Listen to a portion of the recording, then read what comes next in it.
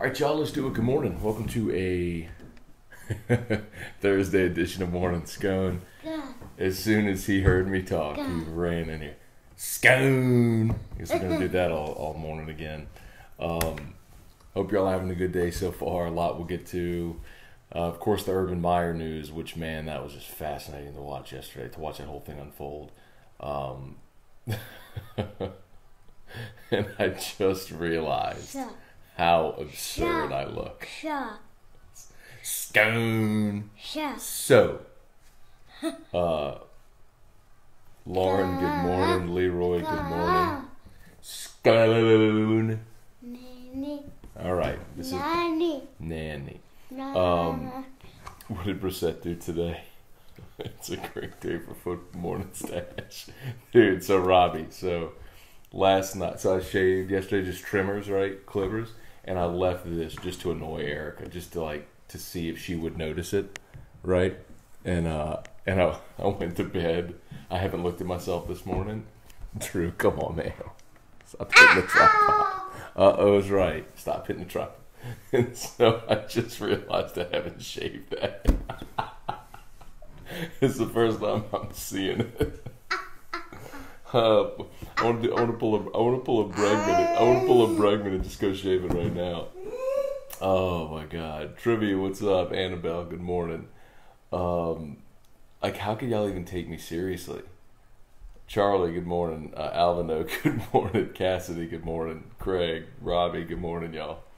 I don't even know how, I wanted to talk about this Urban Meyer thing, but now I'm like, how could I even possibly talk about something so serious while I look so stupid? You want to take a vote? Should I just go get my trimmers right now and shave this thing? What do y'all think? Let me know. Charles Reese asked, with Brissette on OTB, will he get asked what he did to Coach O? I don't know, man. But I was wrecked yesterday on AFR. So for those that missed it, Ed Orgeron yesterday spoke at the Rotary Club, and he was talking about running backs, and he got to Nick Brissette, and he says, Nick Brissette is a good running back. It wrecked me because the huddle on our radio station just started with this stream of what Nick Brissette did to Orgeron, and it was all the absurd satire. I can't even think of them right now. They were all so good, but I lost it during a segment. I lost it during the break. I was just laughing my ass off. So anyway, Nathan, Tamara, Colby, good morning. Jamie, good morning. Sean Walsh, good morning. What does Scone and Mario have in common? Mustache. Keep it, make mustaches great again. Shave it immediately. It takes a big man to go with the mustache. I'm serious. For those I just looked at myself and realized how stupid I look. You know what? I'm gonna shave it right here while we talk. Nah, it'd be too loud. Okay, because I was gonna get my electric razor. And the part that sucks the most is I did it just to get a reaction out of Erica. She hasn't even noticed. I'm like, or at least she hasn't commented on it. All right, so we'll do. If you keep it, you have to rename it. I'm definitely not keeping it. It's that before I go to work today, it's gonna be gone. But I just I shaved all of this last night and just left that anyway. So let's see. What's in here? You didn't even notice my mustache.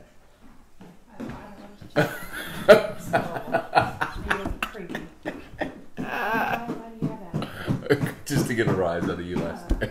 I'm gonna shave it today. All right. Shave.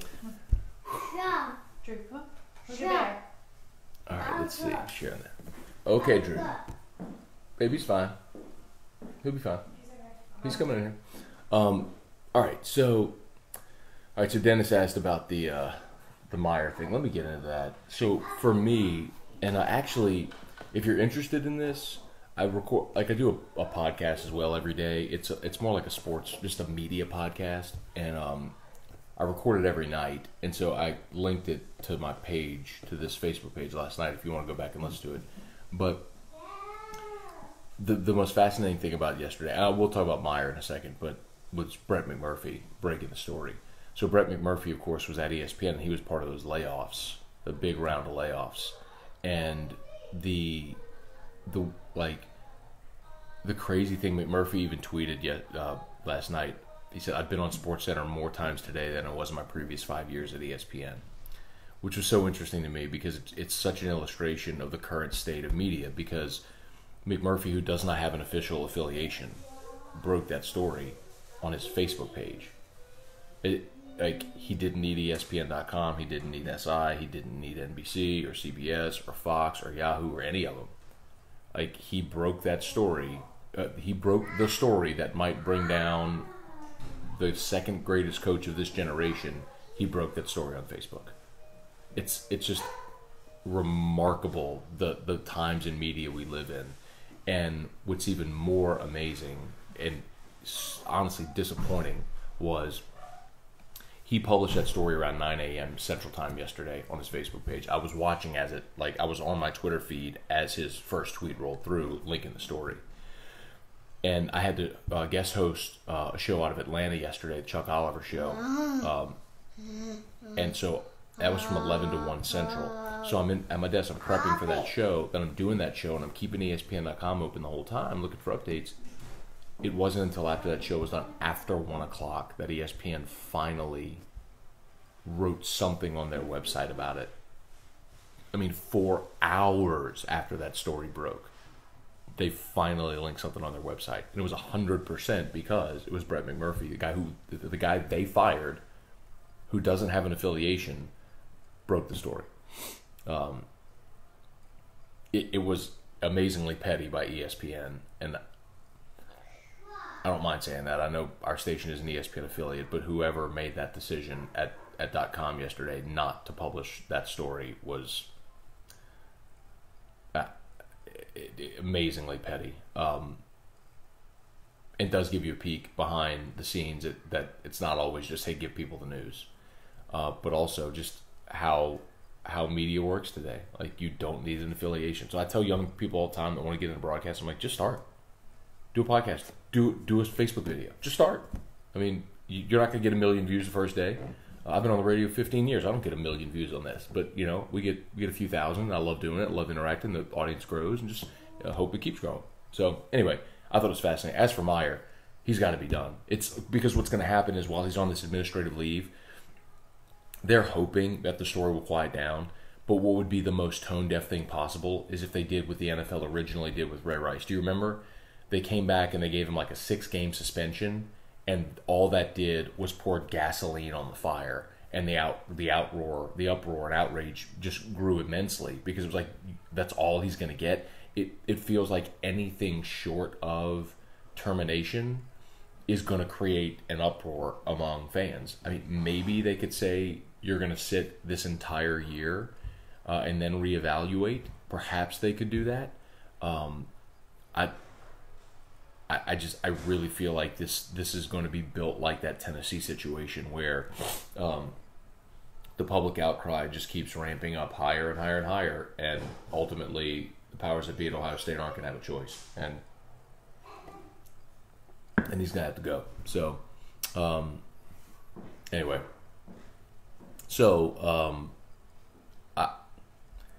it's fascinating because we talked about yesterday on the show. Nobody is, nobody is completely fail-proof anymore. Nobody is untouchable. Joe Paterno went down, Rick Pitino went down, Art Briles went down, Bobby Petrino went down, Sarkisian at USC. And he's not of the ilk of those as far as accomplishments, but it just, social media has exposed an awful lot in our world today, and there just ain't no hiding it anymore, man. If you're a scumbucket, you're getting exposed. Look at all the stuff that's happened. People digging up old tweets. If you're doing stupid stuff, you're gonna get exposed, and Urban Meyer is no exception. It's funny. He had I shouldn't say funny, but he had a comment a while back where he said, he essentially admitted that Florida, they just were so lax. He said, "Look, I was sick of having so many conversations with police. I wanted to go somewhere where I could just coach good kids." And at Ohio State, and lo and behold, he's kind of the scum bucket. Anyway, all right. So some of you are just joining us now. Brian says that's a great looking mustache. Not great, but good looking. I appreciate it. Some of y'all are just noticing. You look like the guy nobody should trust with their kids. Yeah, you should. Not with this anyway. For those just tuning in live here and are watching this, I shaved last night, but I left this just as a gag to get a rise out of Erica, and I went to bed and totally forgot, fired this thing up, looked at myself on the screen, I just realized how absurd this looks. So, apologies.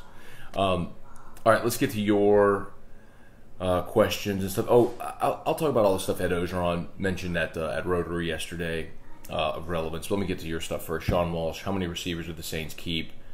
Who are they, and what is Traven Dural's recovery time? Dural they put up on IR yesterday, so he's done for the year. Usually they keep 5 unless if there's a specialist. So like if Tommy Lee Lewis makes the team as a returner, he might be number 6, but they'll keep 5. They're going to be Michael Thomas, Ted Ginn, Traquan Smith, Cam Meredith, and then the 5th one is the question mark, because it's either going to be Brandon Coleman if and when he comes back, or maybe Tommy Lee Lewis is the 5th, although I think he'd be the 6th, or Michael Floyd, who they signed yesterday. I would have said Traven Dural would have been in that mix, but Traven Dural getting hurt certainly just opens the door for Coleman when he comes back to earn his spot back. Bobby Rogers, good morning. Brian Prejean, good morning. Scott Bork, good morning. Brandon Madden, Will Wentz, Joseph Roy, Nick Torina, good morning, y'all. Jamie, 50-plus viewers right now, most are on the live feed. I don't know. Honestly, I don't know. Maybe close to that, I would think. Tim, Jared, Steven, Sean, good morning, y'all. Ben Clark, good morning. Meridoc, good morning. Chris Keller, good morning. Josh Long, Petey Kern, Will Cotchery. It's Burt Reynolds. You should go all Tombstone Wide Earp with the stash. Don't think that's going to happen, Craig. Let's see. Alvino, does Urban Meyer coach again in the Big 5 if he's fired?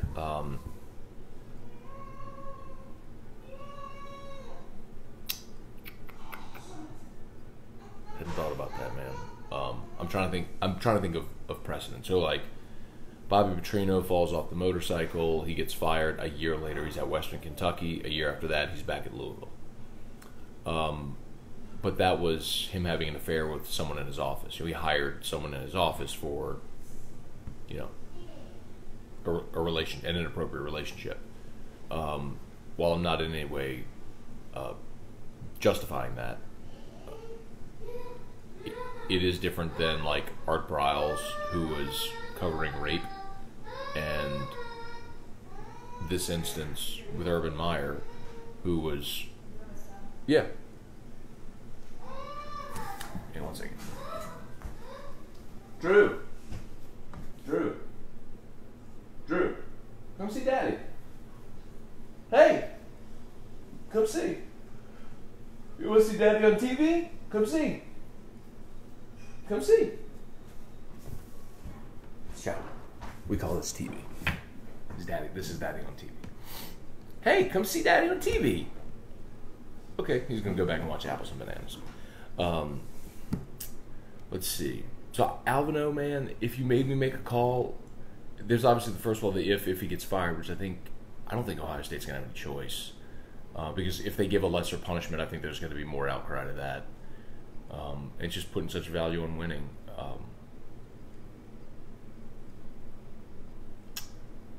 I don't know that there's a precedent for it, where someone who was fired for something like this gets back at the major level. I mean, Mike Price coached at UTEP again. Larry Eustace got back in, in basketball at like Colorado State, Southern Miss, Colorado State. Like, man, to get back in at the major college level, I don't know. I don't know.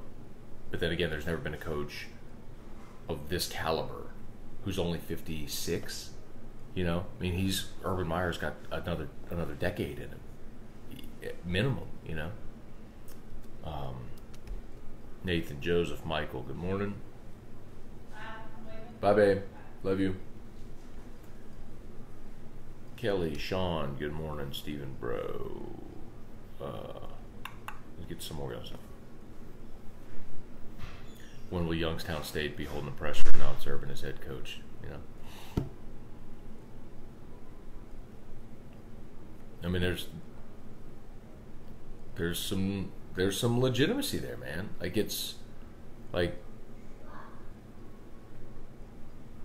Colby said, how long has Urban been covering up? I mean, if you read the full report, and I copied the text of the Facebook post from McMurphy and pasted it 11-point font on a Word document. It was 6 pages long. So it's thorough. And it could go back all the way to 2009 when Meyer was at least made aware of an incident between Courtney and Zach Smith where police were called. Meyer was at least made aware of that in 2009. But as for like sharing photos and Courtney Smith admitting she'd been abused, like to Shelley Meyer, that didn't happen until 2015. She, when the couple formally, legally separated. Man.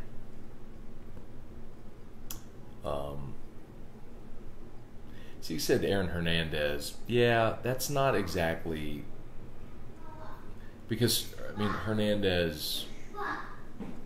Obviously, what landed Aaron Hernandez in jail happened after his time in Florida. Shrub. Make sure y'all still streaming. Okay, yeah, we're still good. Sorry, this pause. I was making sure we were still streaming.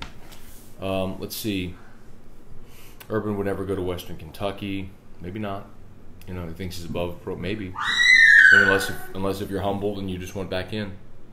He started went Bowling Green in Utah, then Florida, Ohio State. He started there. Let's see.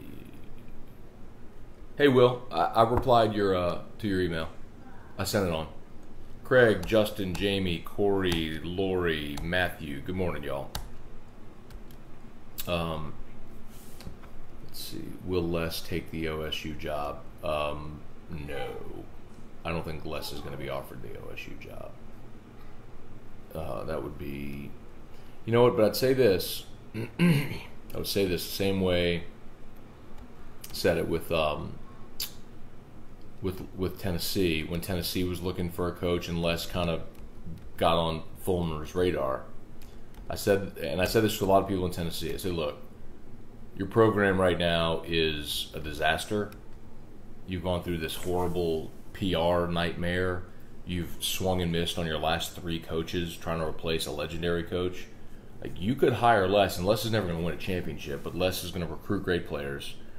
He's going to stabilize your program and get you to 8 or 9 wins and make the foundation better for whoever would be next.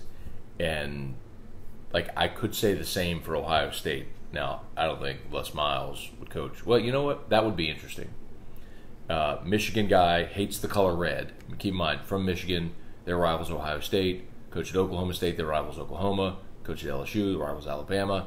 Everywhere he's been, his rivals are red, which is why at LSU, the quarterbacks did not wear red, no-contact jerseys. They wore green, no-contact jerseys, because he would not have red anywhere. So it would be fascinating if Ohio State even wanted to interview Les, if he would take the interview. That would be fascinating. We'll take him as head coach or Hugh Freeze. See, Trivia, that's my problem with this whole thing, is that everybody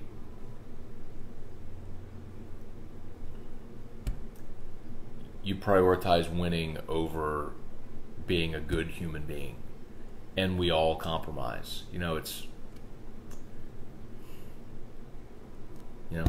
Jeremy Hill sucker punching somebody in the parking lot, but when he scored a touchdown, you're all for it. And Jalen Mills accused of sexual assault, or accused of domestic violence, hitting a woman, and we all cheered for him.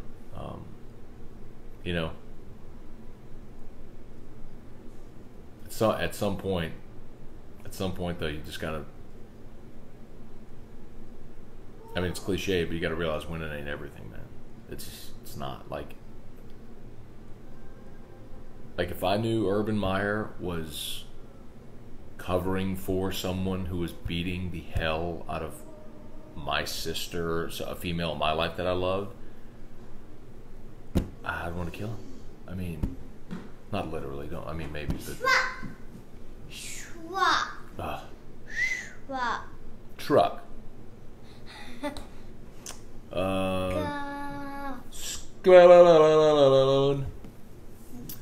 Jamie said, would Ohio State promote within? Could someone like Les slip in? Well, all right, so in the immediacy, Ryan Day has been named their interim right now, which is really interesting because they've got 2 former head coaches on their staff, and Greg Schiano and Kevin Wilson.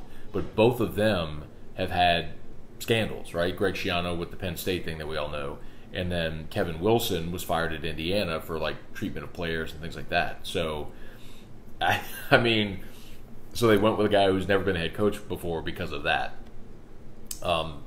So in the interim from within, but I don't think any of those guys would get the full-time head coach job. There's too much to gain or lose there. All right, Scott. Sean Payton doesn't talk much about his injuries, but didn't Davenport need surgery on his hand? Any news on that? Well, seat. Excuse me, y'all. Yeah. Yeah, Davenport had surgery on his hand in the offseason, but the fact that he went out to practice tells you that should be fine. It's very likely. No update on why Davenport missed practice yesterday. Peyton's not talking about injuries, and quite honestly, if it were something severe, we'd have heard of it, because that sort of stuff breaks. You just can't hide that. So until we hear something like that, I wouldn't worry about it. Does Urban get fired or resign? I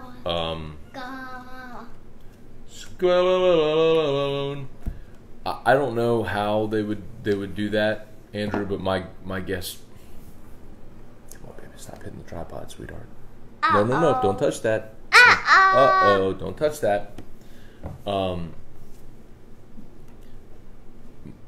My guess is they try to give Meyer some type of suspension. I just don't think it's going to be sufficient. I think whatever they do is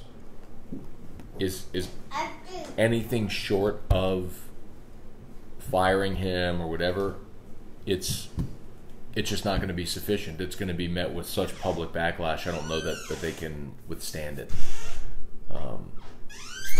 Good morning. Good to see you, White. Good morning. No bad shirt this morning.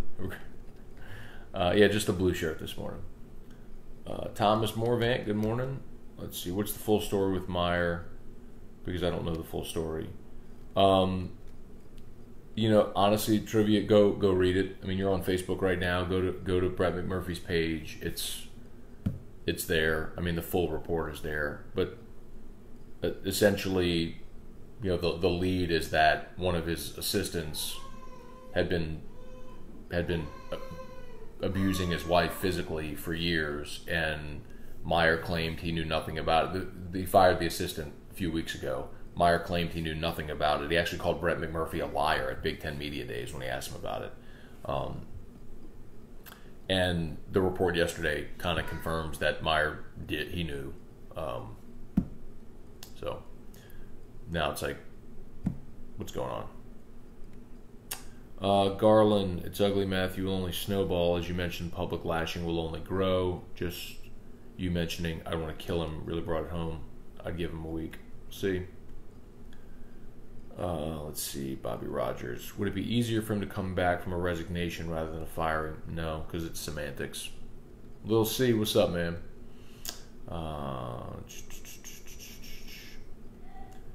Charles, Coach O yesterday said they'd move Kelvin Joseph back to safety if Fulton's allowed to play. With that in mind, does Joseph see the field starting at safety at some point this year? No. So, Charles, I don't know if you're the one or somebody yesterday was asking about or was mentioning that you thought somebody mentioned Joseph was like the best corner on the team or second best corner on the team. No. Like, coaches and staff members will craft messages to make you believe whatever narrative works for them. Okay, hang on. Hey, bud, it's okay. Hey, look, just open the door. Hey, it's okay. It's okay. Like, the fact that they had to move Kelvin Joseph to safety and Manny Netherly from safety to corner and Manny Netherly from receiver to corner, and they had to go get a grad transfer, isn't because they think all those guys are great at that. If they were, they would have been playing that a long time ago. It's because they swung and missed in recruiting. They screwed up the Pat Surtain thing. They didn't allocate their scholarships properly, so they missed on Mario Goodrich. Hey, come see. So, out of necessity, they had to do all that. Like, I say actions speak louder than words. Think about it. Like, as soon as they get or feel like they're getting cornerback depth, they're moving this kid back to safety. I mean, it tells you where they think his best position is. He's a safety. He's not a cornerback. And someone said to me, he played corner in high school. It's high school. Like, if you watch high school football, like, high school receivers are 5'7", 165, unless if you get a freak show who ends up going play in D1. I mean, if you're athletic, like, if you're athletic enough to get a Division I, an SEC scholarship, you can go lock down some kid from Bel Air on the outside. Like, it's going to work out for you. So anyway, but that tells you what you need to know. As far as Joseph playing this year, no, I mean, John Battle's a senior. They love Grant Delpit. And I'm tell you, the guy who was one of the biggest surprises to them last year was Todd Harris, because remember, they signed Stevens, Harris, and Delpit. They signed all three of them, and Stevens was the 5-star, and Delpit was a good get, and Harris was the kid from Plaquemine, across the river. Harris came in, and from jump they raved about Todd Harris, like, candidly, off the record, and he's a guy that I think is going to have a really good shot to play a lot. So anyway, all right, y'all got any more? Fire away. It's a couple other things from yesterday with Coach O. Braden Fehoko moving to nose tackle at Alexander, either still an issue with his knee, not consistent enough. I think the bigger problem there is Tyler Shelvin, because he was the #1 player in the state a couple of years ago, academically ineligible last year. He's eligible now, but you'd love to see him step in at nose. Instead, now Glenn Logan will play one end and Fehoko will play nose, and I guess that could change if Ed Alexander gets healthy and gets right, but that's disappointing. Because depth was supposed to be one of the keys on this defensive line, and already as they're entering camp, you're already shifting one of your ends to nose. So playing nose kind of neutralizes Fehoko a little bit, man, because you're not going to make a ton of plays theoretically on the nose. But anyway, and then Orgeron also raved about the receivers yesterday. He praised Clyde Edwards-Helaire at running back, said he's going to be a special player, and said they'll compete at quarterback, and they'll hope to name a starter at the end of camp. So it'll be 2 weeks. Remember, they have 2 weeks of fall camp, and then they start their preparations for the season, like for week 1. So we'll keep an eye on that. But I'll be interested to see if they name a starting quarterback by the end of camp. So, all right, y'all, let's wrap this thing up. Boudreaux's Bloody Mary Mix, Margarita Mix. You can find it all over town. You can find it at Alexander's, at Calandro's, Mid-City Wine and Craft, Calvin's in Bocage, Canada's down in Homa, Boudreaux'sMix.com. I love the stuff on the label, too. It remedies cold winter days, leftover enchiladas, housework, and boring parties. Warning, this product will make you temporarily popular, funny, and good-looking. I love that they have a sense of humor. It's right there on the label. I don't know if you can see it there. But anyway, check it out. Boudreaux's, they got the Bloody Mary Mix and the Margarita Mix. They're a great local company, like I tell you about every day.